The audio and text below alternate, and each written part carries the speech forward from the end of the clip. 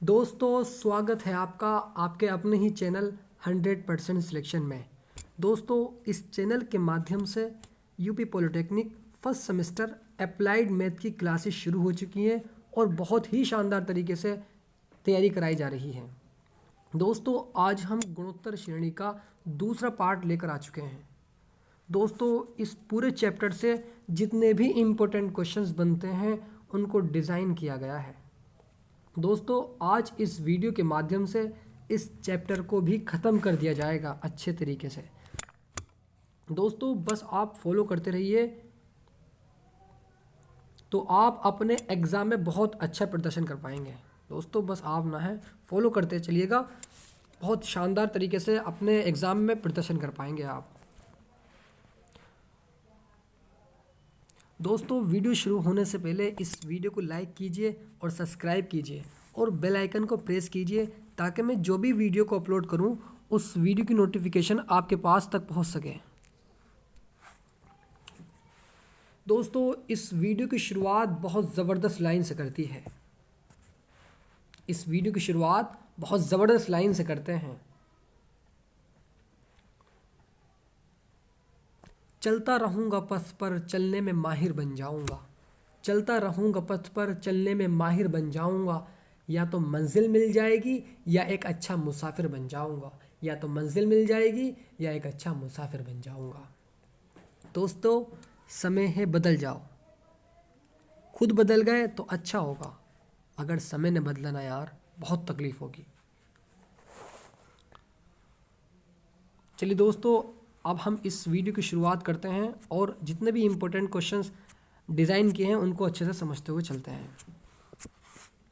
Question number 10 तक हमारा हो चुका था। अब क्वेश्चन नंबर 11 की तरफ देखिए। अब क्वेश्चन नंबर 9 देखिए, 8 तक हो चुका था। गुणोत्तर श्रेणी, एक गुणोत्तर श्रेणी दी गई है, जीपी दी गई है 1,4,16,64 डैश डैश डैश। पूछा गया है कि नवा पद इसका क्या होगा। ये श्रेणी दी गई है और ये कहा गया है कि इसका नवा पद क्या होगा। यानी नवा पद यानी n का मान, तो n = 9। अब यहाँ से प्रथम पद a यानी 1, a का मान 1 आ चुका है। r यानी सार्व अनुपात, सार्व अंतर नहीं सार्व अनुपात T2/T1। जैसे ही हम T2/T1 करेंगे तो हमारा यहाँ से निकल कर आ जाएगा 4। ठीक है, तो ठीक है जी। अब हम जानते हैं कि Tn का फॉर्मूला क्या होता है। Tn = AR⁴ ठीक है। अब जैसे ही हम यहाँ पर T9 क्योंकि nवा पद जो लास्ट वाला पद है यानी नवा पद जो है वो हमें ज्ञात करना है, तो यानी n का मान 9, तो Tn = जैसे ही हम a का मान 1 रखेंगे तो 1 तो अगर किसी की मल्टीप्लाई 1 से करते हो तो वही संख्या आती है। अब r⁴n-1 जो है, n क्या है हमारा 9 है।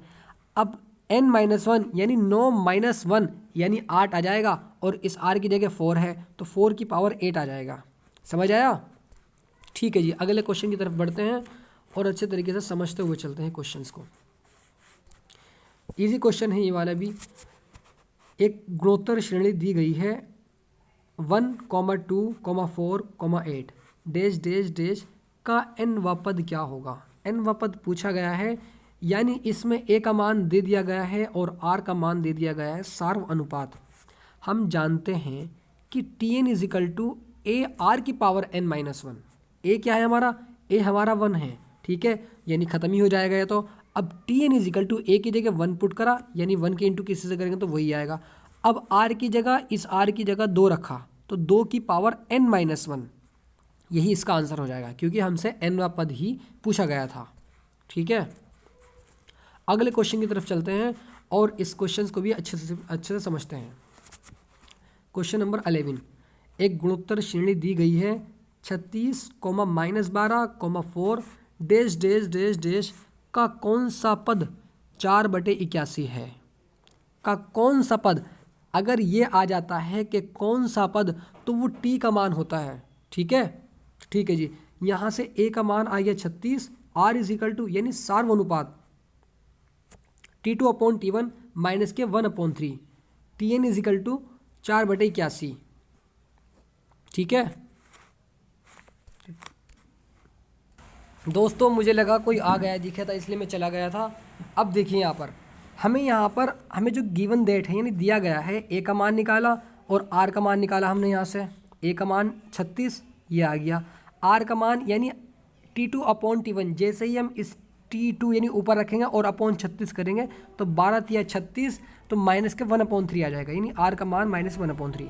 अब कौन सा पद यानी Tn का मान 4/81 है। हम जानते हैं कि Tn is equal to a into r की पावर n-1 होता है, ठीक है। अब Tn की जगह हमने Tn का मान रख दिया इजिकल टू a की जगह हमने a का मान पुट कर दिया 36 आ गया। अब r की जगह क्या है 1/-1/3 तो -1/3 की पावर n-1, ठीक है जी। अब यहाँ देखिए इस 4 से 36 को काटेंगे तो 9 बार कटेगा, 4 9 36, ठीक है।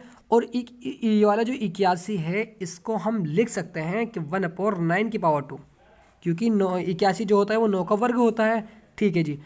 अब ये जो यहाँ पर 9 आया है, जैसे ही इसके पास आएगा मल्टीप्लाई में आएगा तो इसके जो आधार हैं वो समान हो जाएंगे।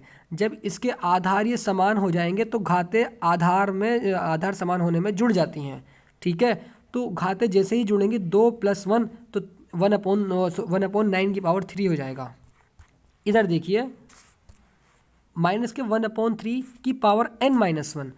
अब इसको हम 9 को लिख सकते हैं 1/3 की पावर 2, इस 9 को हम लिख सकते हैं 1/3 की पावर 2 की पावर 1/3 की पावर 3 आ जाएगा इजिकल टू माइनस के 1/3 की पावर n-1, ठीक है।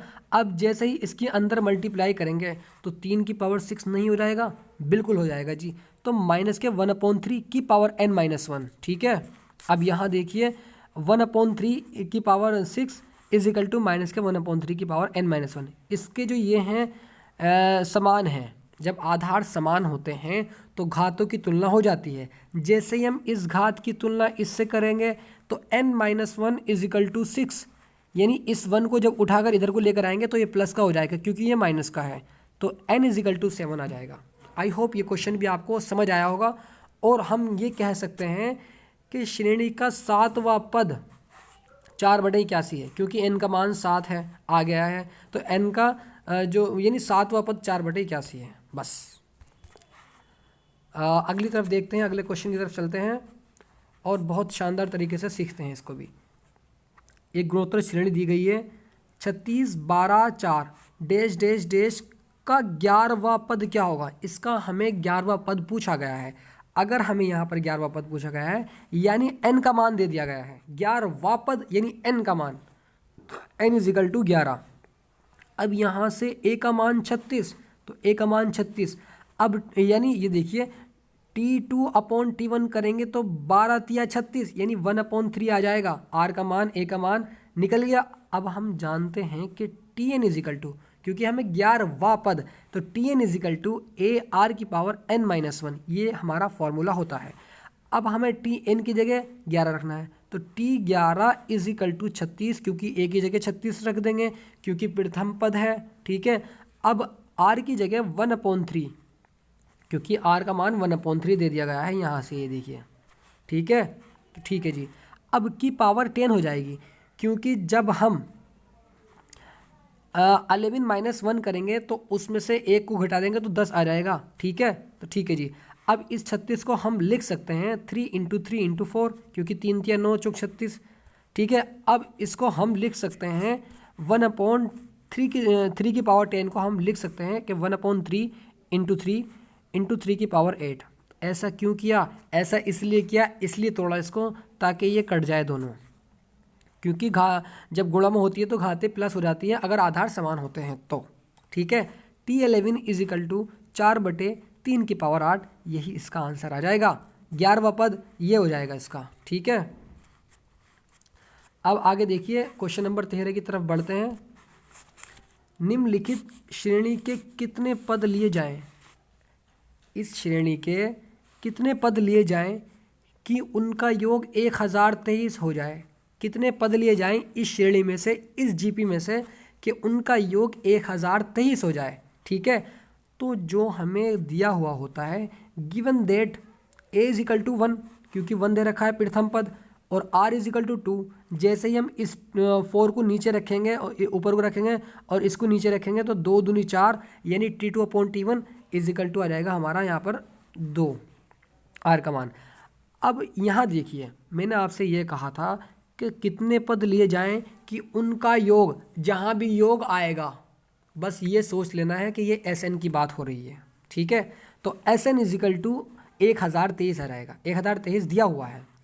अब हम जानते हैं कि n पदों का योगफल का फॉर्मूला क्या होता है, Sn is equal to a into r की पावर n -1 अपॉन r -1, ठीक है। तो ठीक है जी, इसको थोड़ा सा जूम करता हूँ मैं। 1023 रखा Sn की जगह, a की जगह 1 है क्योंकि प्रथम पद 1 है हमारा, तो a की जगह तो 1 रखेंगे तो हट जाएगा वो, ठीक है। अब 2 की पावर n -1, ठीक है, ठीक है जी। अब इस 1 को उठा करके जैसे ही इधर लेकर आएंगे r -1 करेंगे, r का मान क्या है हमारा भाई, r का मान हमारा 2 है और 2 में से जब हम 1 को माइनस करेंगे, जब 2 में से 1 को माइनस करेंगे तो 1 आ जाएगा, ये आ गया 1, ठीक है। अब इस 1 को उठा करके यहाँ लेकर आएंगे तो ये 1024 हो जाएगा इज इक्वल टू 2 की पावर n। अब हम इस 1024 की फैक्टर जैसे ही करेंगे, ठीक है, तो 2 की power n is equal to 1024, 2 की पावर n अगर हम इसको तोड़ेंगे तो 2 की पावर 10 बन जाएगी है, 2 की पावर 10 1024 होता है, ठीक है। अब यहाँ पर जब इसके आधार समान हैं, इसके आधार समान हैं तो घातों की तुलना कर देते हैं, ठीक है। तो n इज इक्वल टू 10 आ जाएगा। ये देखिए आधार समान है तो घातों की तुलना हो गई यहाँ पर, यानी n का मान ही पूछा गया था हमसे। हम कह सकते हैं कि जीपी का 10वां पद 1023 है, जीपी का 10वां पद 1023 है, ठीक है, ठीक है जी। अगला क्वेश्चन देखिए, बिल्कुल कंसंट्रेशन से सीखना है ये क्वेश्चन, एकदम भी जरा सी भी स्किप नहीं करना है, ठीक है। नेक्स्ट क्वेश्चन, संख्याएं x y z, ये संख्याएं दी हुई है मैं x y z गुणोत्तर श्रेणी में है। हमसे ये कहा गया है कि ये x y z संख्याएं हैं और ये गुणोत्तर श्रेणी में है, और x+1 y+6 z+3 समांतर श्रेणी में है। भाई ये वाली जो है, ये वाली संख्याएं ये समांतर श्रेणी में है और ऊपर वाली गुणोत्तर श्रेणी में है, ठीक है। यदि x + y + z is equal to 26 हो तो x + y + z is equal to 26 हो तो x y z का मान क्या होगा, यानी हमें यहाँ से x y z के मान को फाइंड करना है, ठीक है। अब देखिए अगर x y z गुणोत्तर श्रेणी में है, x y z गुणोत्तर श्रेणी में है तो मैंने आपसे ये कहा था कि y² जो होता है वो इन दोनों के गुणनफल के बराबर होता है, यानी y² is equal to x into z, ठीक है। ये जो y होता है ये इन दोनों गुणनफल के बराबर होता है, गुणोत्तर श्रेणी का प्रतिबंध है, ठीक है, ठीक है जी। अब y² is equal to x into z समीकरण यहाँ से पहली आ जाएगी। आगे देखिए, अगर x+1 y+6 z+3 समांतर श्रेणी में है, दिया हुआ है क्वेश्चन में, तो हम फॉर्मूला लगाते हैं, प्रतिबंध लगाते हैं समांतर श्रेणी का, T2 - T1 is equal to T3 - T2, ठीक है, ठीक है जी। अब यहाँ पर हमने T2 का मान रखा, y+6 दिया हुआ है, -T1 का मान दिया, x-1 दिया हुआ है, is equal to z+3 - y-6, क्योंकि जब हमने माइनस के निशान को रखा और ब्रैकेट को खोल दिया तो यहाँ पर प्लस की जगह ये माइनस का हो जाएगा, इसी तरीके से यहाँ माइनस का हो जाएगा, ठीक है। तो ठीक है जी, अब हमने ये वाला y को उठा करके इधर लेकर आ गए, तो y + y -x ये रखा हुआ -x -z, इस वाले z को उठाकर इधर लेकर आएंगे तो -z हो जाएगा, ठीक है। अब इस वाले 6 को उठा करके जैसे ही उधर लेकर जाएंगे तो 3 अपनी जगह, ये वाला 3, ठीक है, ये वाला 3 अपनी जगह रख करेंगे, ये दिया -6, ठीक है, क्योंकि प्लस का है इधर को आके माइनस हो जाएगा, एक ये वाला -6 और एक ये वाला -6 हो जाएगा, +1 क्योंकि ये माइनस का 1 उठकर इधर को आएगा तो +1 हो जाएगा। अब y और y यानी 2y -x - z is equal to -8।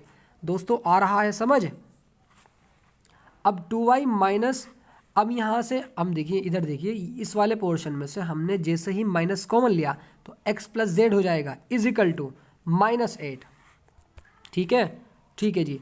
अब यहाँ देखिए x plus z -8 is equal to 2y, समीकरण 2 आ जाएगी यहाँ से। जैसे ही यहाँ से समीकरण 2 आ जाएगी, हमें क्वेश्चन में दिया गया है कि x plus y plus z is equal to 26 हो, तो x प्लस जेड, अब इस y को उठा करके यहाँ लेकर जाएंगे। ठीक है, तो ठीक है जी, क्योंकि हमें इक्वेशंस को सॉल्व करना है। अब यहाँ पर 26 माइनस वाई आ गया। ठीक है जी।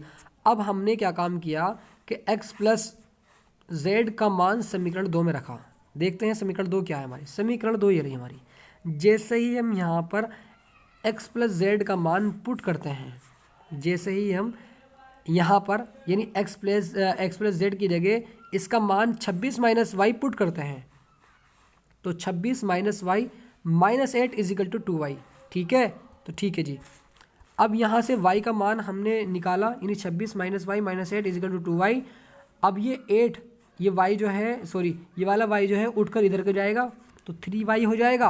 अब ये 26 में से 8 को माइनस करेंगे तो 18 हो जाएगा, तो 3 छंग 18, यानी y का मान यहाँ से 6 आ जाएगा। अब इस y के मान को समीकरण नंबर 1 में रखने पर, जैसे ही हमने इसका मान समीकरण नंबर 1 में लाके पुट किया, देखिए समीकरण 1 कौन सी थी, ये वाली। जैसे ही हम यहाँ पर y के मान पुट करेंगे, ठीक है, वाई स्क्वायर है ये, y square is equal to x into z. ठीक है, अब y का मान 6 आया है, यानी 6 का स्क्वायर करेंगे 36 हो जाएगा, x इंटू जेड का मान निकल जाएगा। आगे देखिए,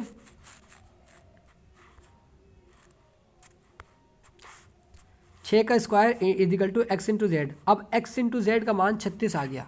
अब देखिए, हम जानते हैं, हमने पढ़ा भी है कि x माइनस जेड का whole square is equal to x plus z का whole square minus 4xz, formula होता है। ठीक है, अब x माइनस जेड का होल स्क्वायर, इस x प्लस जेड का मान हमने निकाल रखा है। सर कहाँ निकाल रखा है, ज़रा एक दफ़े दिखा दीजिए।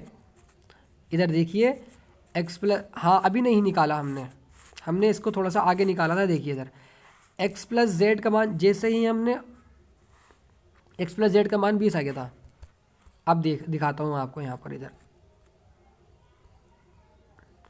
समीकरण 2 में देखिए हमारा y का मान क्या आया है, 6 आया है y का मान। जैसे हम यहाँ पर y का मान को पुट करेंगे तो x प्लस जेड का मान निकल कर आएगा कि नहीं आएगा, सर बिल्कुल आएगा।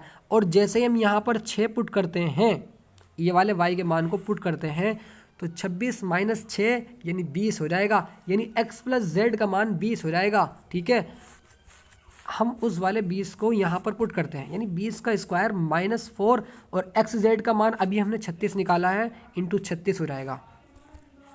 ठीक है, अब x माइनस जेड का होल स्क्वायर, 20 का स्क्वायर 400 होता है, माइनस 36 की मल्टीप्लाई 4 से, 4 छंग 24 का 4 हासिल लगे 2, 4 तिया 12 और 2 14, तो 144 आ जाएगा। जैसे ही हम इस 400 में से इसको माइनस करेंगे तो 256 आ जाएगा। क्या 256 किसी का वर्ग होता है, 16 का वर्ग होता है, तो x minus z is equal to 16 आ जाएगा। ठीक है, यहाँ से समीकरण 4 निकल कर आ जाएगी। जैसे ही समीकरण 4 निकलेगी तो y का मान समीकरण 3 में रखने पर, भाई y का मान अभी हमने बताया था आपको किस तरह से निकला था, y का मान ही निकला था। ठीक है, अब यहाँ देखिए, थोड़ा सा इसको नीचे कर देता हूँ मैं, x plus z is equal to 20। ठीक है, अब समीकरण जो 5 आई है और 4 दोनों को प्लस कर देते हैं। सर ये प्लस क्यों कर रहे हैं, ज़रा बता दीजिए। इसलिए प्लस कर रहे हैं, x minus Z, x plus Z, भाई x यहाँ पर भी है, x यहाँ पर भी है, z यहाँ पर भी है, z यहाँ पर भी है। जैसे ही प्लस करेंगे तो ये z से z कैंसिल हो जाएगा और ये 2x हो करके इस 16 में ये वाला 20 भी प्लस हो जाएगा, यानी 2x इज इक्वल टू 36 आ जाएगा। देखिए किस तरह करते हैं हम, इधर देखिए x minus y plus x plus z, plus कर दिया और इधर वाली संख्या को इधर प्लस कर दिया, तो 2x, क्योंकि z से z cancel, 2x is equal to 36, यानी x इज इक्वल टू 18। अब इस x के मान को समीकरण 5 में रखने पर, जैसे ही समीकरण 5 में रखेंगे, कहाँ पर, ये रही 5, इस x के मान को 5 यहाँ पर रखेंगे तो यहाँ से z का मान निकलेगा, यहाँ से z का मान निकल कर आएगा। तो 18 plus z is equal to 20, क्योंकि हमारा x का मान तो 18 आया है। अब 18 को उठा करके यहाँ लेकर आएंगे तो 20 माइनस 18 हो जाएगा, यानी z is equal to 2। y का मान 6 निकल चुका है, z का मान 2 निकल गया है और x का मान 18 आ चुका है। यही तो हमसे पूछा गया था। ठीक है जी, अगले क्वेश्चन की तरफ बढ़ते हैं। आई होप ये क्वेश्चन समझ आया होगा। एक दफ़े और मैं बता देता हूँ किस तरह से करना है। यहाँ देखिए भाई, संख्या दी गई है x y z और गुणोत्तर श्रेणी में है, ये कहा गया है। और x plus y, y plus 6, z plus 3 समांतर श्रेणी में है। यदि x plus y plus z equal to 26 हो तो x y z का मान क्या होगा। सबसे पहले हमें क्या काम करना है कि x y z गुणोत्तर श्रेणी में है तो इसका प्रतिबंध होता है कि y square is equal to x into z. समीकरण पहली बन गई। ठीक है, उसके बाद में x प्लस 1 और y प्लस 6, z प्लस 3 समांतर श्रेणी में है तो उसका प्रतिबंध होता है t2 minus t one is equal to t3 minus टी2। यहाँ से इसका रखेंगे मान को रखने के बाद यहाँ से x plus z minus 8 is equal to 2y, ये वाली समीकरण आ जाएगी 2। अब उसके बाद में x plus y plus z is equal to 26 दिया हुआ है, तो यहाँ से x प्लस जेड का मान निकालकर y का मान इधर को लेकर जाएंगे, यानी y को, तो 26 माइनस वाई हो जाएगा। अब यहाँ से हमने x प्लस जेड का मान समीकरण 2 में रखने पर, जैसे हम इस x प्लस जेड का मान समीकरण 2 में ला के पुट करेंगे इसकी जगह, x प्लस जेड की जगह, तो यहाँ से y का मान निकल कर आ जाएगा हमारा, y का मान 6 आ जाएगा और y का मान समीकरण नंबर 1 में रख देंगे। ठीक है, तो y का मान समीकरण नंबर 1 में रखने के पश्चात x z is equal to 36 आ जाएगा। ठीक है, अब उसके बाद में x माइनस जेड, ये वाला एक फॉर्मूला होता है, ये याद कर लीजिए। ठीक है, उसके बाद x माइनस जेड का मान निकल जाएगा। जब x माइनस जेड का मान निकल जाएगा और उसके बाद में हम ये y के मान को जैसे ही हम समीकरण 3 में पुट करेंगे तो इस तरह की इक्वेशन आ जाएगी और दोनों को हम जोड़ देंगे, इसको और इसको जोड़ेंगे तो यहाँ से z से z कैंसिल हो जाएगा, यानी x का मान निकल कर आ जाएगा। फिर उस x के मान को समीकरण नंबर 5 में रख देंगे तो आ जाएगा हमारा निकल करके z का मान। ठीक है, आई होप क्वेश्चन आपको समझ आया होगा। अगर मेरे समझाए हुए क्वेश्चन आपको समझ आ रहे हैं तो इस वीडियो को लाइक कीजिए और सब्सक्राइब कीजिए और बेल आइकन को प्रेस कीजिए। दोस्तों को भी बताइए कि 100% सिलेक्शन चैनल पर बहुत अच्छे तरीके से स्टडी कराई जा रही है और आने वाले टाइम में पूरे कोर्स को कवर कर दिया जाएगा। ठीक है दोस्तों, बहुत मेहनत कर रहा हूँ, लाइक कीजिए आप।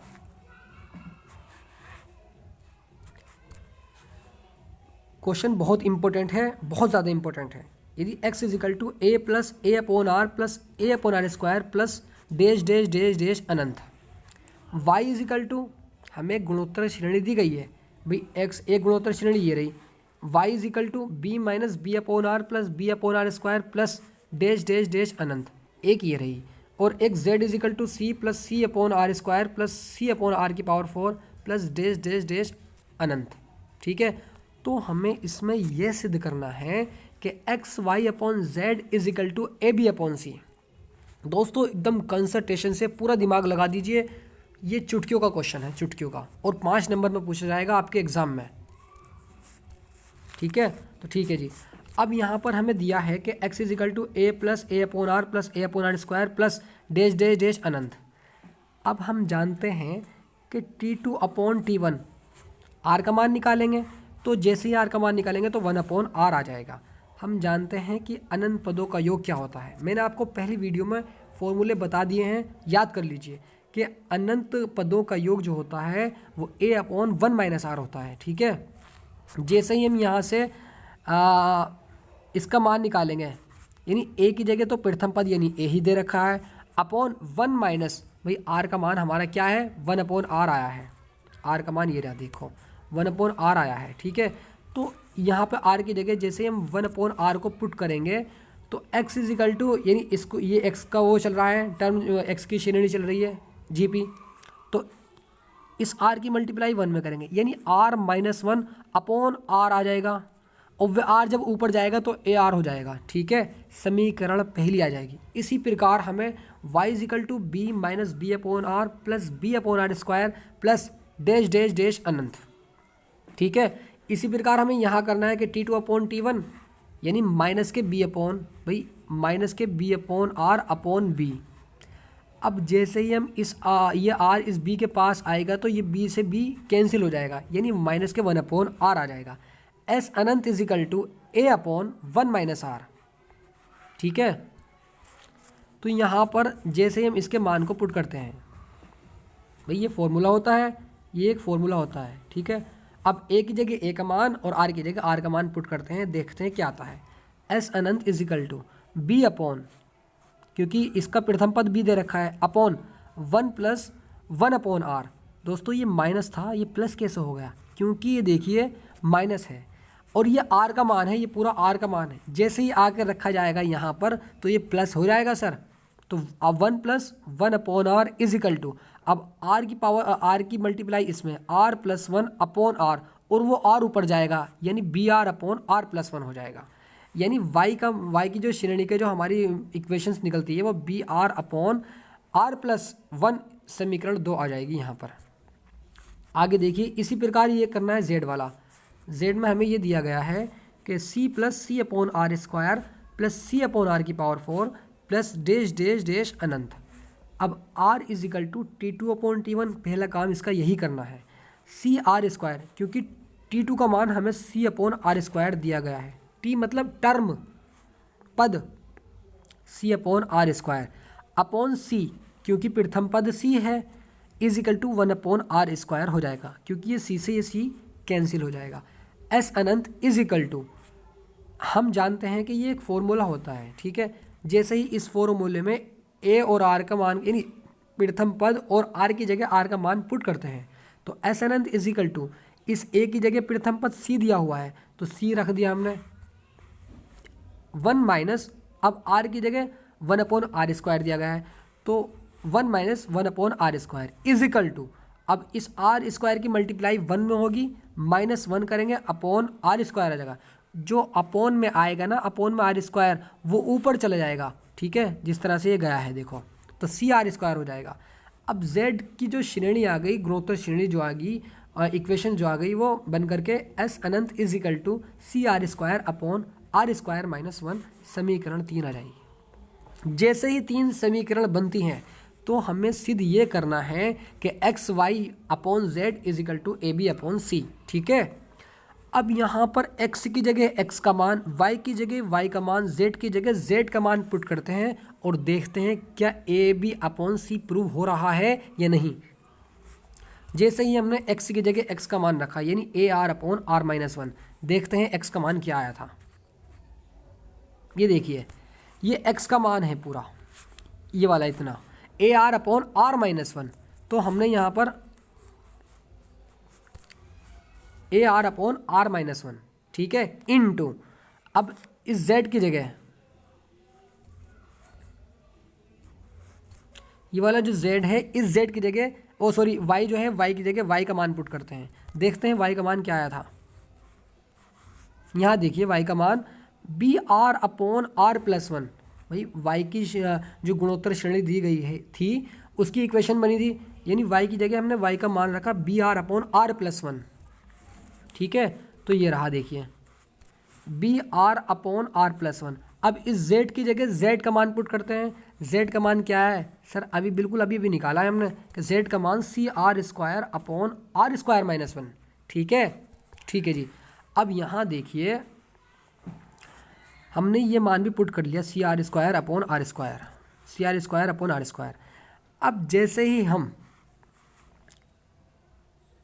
इसकी मल्टीप्लाई इसमें करते हैं, ए की मल्टीप्लाई ए आर की मल्टीप्लाई बी आर में करते हैं तो ए बी आर स्क्वायर हो जाएगा, जैसे कि ये रहा ए बी आर स्क्वायर। अब a plus b a minus b, a plus b a minus b, यानी आर स्क्वायर माइनस 1 का स्क्वायर, जो कि ये रखा हुआ है। ठीक है जी। अब c r square upon r square minus 1, इस आर स्क्वायर माइनस 1 से आर स्क्वायर माइनस 1 कैंसिल हो जाएगा। अब यहाँ पर a b r square upon c r square, अब इस आर स्क्वायर से ये आर स्क्वायर कैंसिल, क्या a b upon c prove नहीं हो गया? सर बिल्कुल हो गया है। एक दफ़ा और बताता हूँ इस क्वेश्चन को दोस्तों, बहुत मेहनत से बता रहा हूँ, बस आपको कंसंट्रेशन से सीखते हुए चलना है। हमें यहाँ पर एक्स वाई जेड की 3 श्रेणियाँ दी गई हैं। ठीक है, एक्स वाई जेड की 3 श्रेणियाँ दी गई हैं और ये कह दिया गया है कि x y upon z is equal to a b upon c prove करना है। ठीक है, यहाँ से हमने पहली समीकरण को पकड़ा। ठीक है, पकड़ने के पश्चात इसका हमने सार्व अनुपात निकाला तो 1/r आ गया। अब हमने अनंत पदों के योग का फार्मूला लगाया यहाँ पर a/1 - r, r की जगह r का मान, a की जगह a का मान पुट कर किया तो यहाँ से समीकरण 1 आ जाती है x की निकल करके। ठीक है, अब y इज इक्वल टू वही रखा हमने, इसी प्रकार ये किया हमने y की जगह, तो यहाँ से हमने सार्व अनुपात निकाला। निकालने के बाद r की जगह r का मान पुट करा, यहाँ से हमारा ये आ जाता है y का मान। उसके बाद में z का मान ये आ जाता है हमारा। ठीक है, श्रेणी दी गई है, यहाँ से हमने सार्व अनुपात निकाला तो 1/r²। अब ये वाला जो हमने अनंत का योग वाला फार्मूला जो होता है a/1 - r होता है, तो यहाँ से हमने इसका r की जगह r का मान 1/r² पुट करा तो यहाँ पर r² आ जाएगा। जैसे ही यहाँ से z का मान निकल कर आया तो हमें ये सिद्ध करना था XYZ अपॉन AB। x की जगह x का मान, y की जगह y का मान, z की जगह z का मान रखा, यहाँ से निकल कर आ जाएगा AB अपॉन C, प्रूव हो जाएगा हमारा। ठीक है, आई होप ये क्वेश्चन आपको अच्छे से समझ आया होगा। बहुत ही इंपॉर्टेंट क्वेश्चन है आपके एग्जाम के दृष्टिकोण से। ये देखिए दोस्तों, अगला क्वेश्चन, दो संख्याओं का समांतर माध्य 10।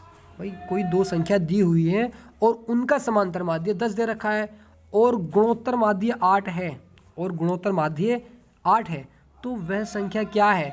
मान लेते हैं कि एक संख्या A तथा दूसरी संख्या B है, एक संख्या A और दूसरी संख्या B है। ठीक है, हमने पहली वीडियो में ये पढ़ा था कि A इज इक्वल टू समांतर माध्य जो होता है A + B/2 होता है। ठीक है जी, तो हमें A का मान यानी समांतर माध्य 10 दे दिया गया है हमें। ठीक है, तो AB इज इक्वल टू इस 2 की मल्टीप्लाई इस 10 में करेंगे तो AB इज इक्वल टू 20 आ जाएगा। समीकरण पहली बन जाएगी यहाँ से। ठीक है, अब हमें गुणोत्तर श्रेणी 8, गुणोत्तर माध्य जो दिया गया है वो 8 दिया गया है हमें। गुणोत्तर माध्य होता है A × B is equal to y²। ठीक है, मैंने आपसे बताया था गुणोत्तर माध्य जो होता है, गुणोत्तर माध्य का जो प्रतिबंध होता है वो y² जो होता है वो दोनों संख्याओं के गुणनफल के बराबर होता है। अभी बताया था, इससे पहले जो क्वेश्चन निकले हुए हैं अभी उसमें बताया मैंने। अब A × B यानी y यानी गुणोत्तर माध्य, तो 8 दिया हुआ है, 8 का स्क्वायर करेंगे 64 आ जाएगा, यानी AB इज इक्वल टू 64। समीकरण 2 आ जाएगी यहाँ से। जैसे ही यहाँ से समीकरण 2 निकल कर आएगी, हमने ये वाला अभी फॉर्मूला पढ़ा था कि A - B का whole square is equal to A + B का होल स्क्वायर - 4AB। अब वो वाले होल स्क्वायर को उठा करके हम जब इधर लेकर आएंगे तो वो रूट हो जाएगा, तो रूट A + B का whole square - 4AB। A - B root A + B का मान दे रखा है हमें, समीकरण पहली है भाई वो, तो 20 का स्क्वायर -4 और AB का मान अभी निकाला है 64 है। ठीक है, A - B is equal to root 400 - 256। ठीक है, क्योंकि 20 का स्क्वायर 400 और 64 की मल्टीप्लाई 4 से करेंगे तो 256 आ जाएगा। A - B is equal to root 144। A - B, अब 144 का जो रूट होता है वो 12 होता है। यहाँ से समीकरण 3 आ जाएगी। जब हम समीकरण 1 और समीकरण 3 को प्लस करते हैं, समीकरण 1 ये रही और समीकरण 3 जो अभी आई है हमारी ये वाली, दोनों को प्लस करते हैं तो B से B कैंसिल हो जाएगा, यानी A + B plus A - B। A + B is equal to 20 था तो ये 20, A - B is equal to 12 है तो +12। ठीक है, तो इस B से ये B कैंसिल, A और A 2A is equal to 32, A is equal to 16 आ चुका है। जब यहाँ से 16 आ गया है A का मान, तो उसके बाद हम A का मान समीकरण नंबर जैसे ही हम 2 में रखेंगे, इस समीकरण में पुट करेंगे, देखते हैं क्या आता है। तो 16 × 16 is equal to 64, B is equal to 4, क्योंकि 16 चौका 64 होता है। ठीक है, यानी हमसे A और B के मान ही पूछे गए थे। दिखाता हूँ आपको मैं क्वेश्चंस, ये देखिए। और गुणोत्तर श्रेणी का गुणोत्तर माध्य 8 है, तो वह संख्या क्या है? भाई वह संख्या हमने A और B तो मानी थी और A B के मान हम निकाल चुके हैं। ठीक है, तो यही पूछा गया था हमसे। आई होप ये क्वेश्चन भी आपको समझ आया होगा।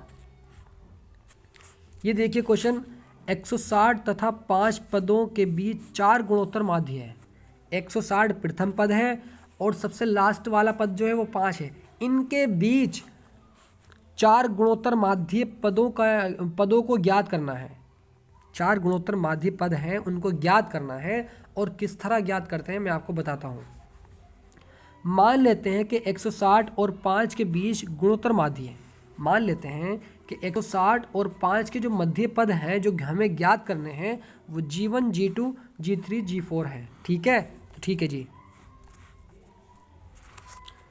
अब यहाँ देखिए 160 G2, G3, G4, क्योंकि लास्ट वाला पद ये है और शुरू वाला पद ये है, इनके बीच वाले पद G1, G2, G3, G4 हैं। ठीक है, तो ठीक है जी। अतः पदों की संख्या का फॉर्मूला होता है n = n+2। पदों की संख्या कितनी है भाई? 6 तो है, 1 2 3 4 5 6, तो यहाँ से n का मान 6 आ जाएगा। ठीक है, अब हमें दिया गया है गिवन दैट a = 160 और लास्ट पद यानी लास्ट वाले पद को हम l से डिनोट करते हैं, यानी l का मान यहाँ से 5 आ जाएगा। ठीक है, अंतिम पद का सूत्र जो होता है मैंने आपको बताया था पहली वीडियो में, और जो पहली वीडियो नहीं देखी हो तो उसको ज़रूर देख लीजिए। बहुत इंपॉर्टेंट क्वेश्चंस को कराया गया है, बिल्कुल बेसिक से उठाया गया है एकदम। तो L = AR⁻n-1। ठीक है, ये होता है फॉर्मूला।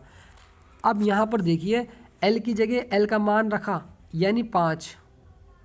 इस 160 को उठाकर इसके नीचे लेकर आएंगे तो 160 यहाँ पर आ जाएगा = अब r की पावर n-1।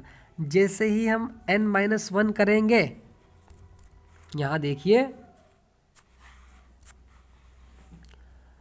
अंतिम पद 5, अंतिम पद का सूत्र ये होता है। ठीक है, n-1 यानी जब हम यहाँ से 6 - 1 करेंगे तो 5 आ जाएगा। ठीक है, ये देखिए n-1 यानी n का मान ये दिया हुआ है 6। जैसे हम 6 - 1 करेंगे तो 5 आ जाएगा, नहीं आ जाएगा? सर बिल्कुल आ जाएगा। तो यहाँ से वही तो किया है हमने। तो यहाँ पर देखिए अब इसको जब हम काटेंगे यानी 5 × 30 बचेगा 10, यानी 5 दूनी 10। ठीक है, यानी 1/132।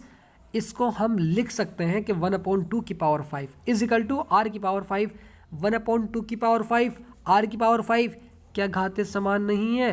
क्या ये कट नहीं जाएंगी? बिल्कुल कट जाएंगी सर। तो r = 1/2 आ जाएगा।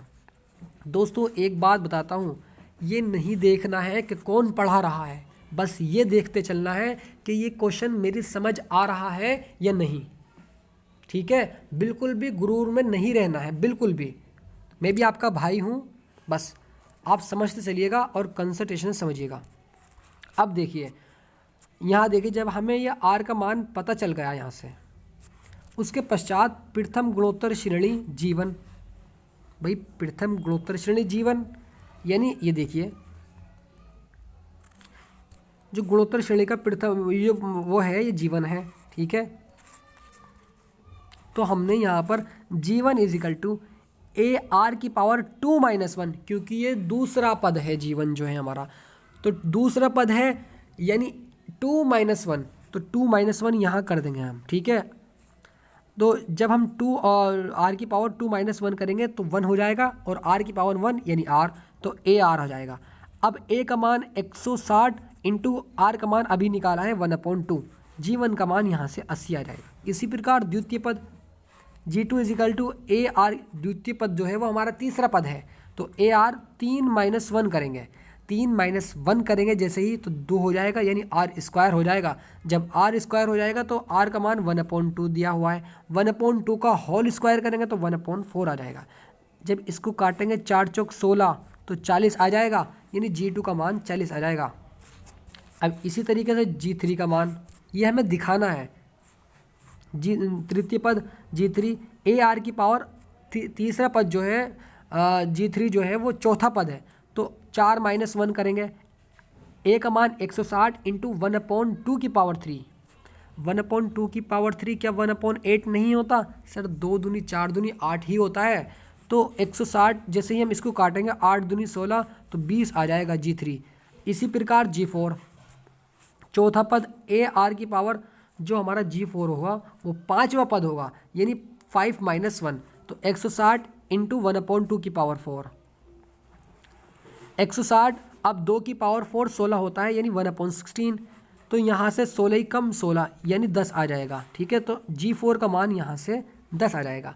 अब हमारी G1 G2 G3 के मान पता चल चुके हैं। G1 का मान 80, G2 का मान 40, G3 का मान 20, G4 का मान 10। ठीक है, अब हमारी सिनेरी जो बनेगी, प्रथम पद 160, द्वितीय तृतीय चौथा पद पांचवा, ये वाला और ये वाला दिया गया है। ये 4 पद हमें ज्ञात करने थे जो हम कर चुके हैं। ठीक है, आई होप ये क्वेश्चन समझ आया होगा।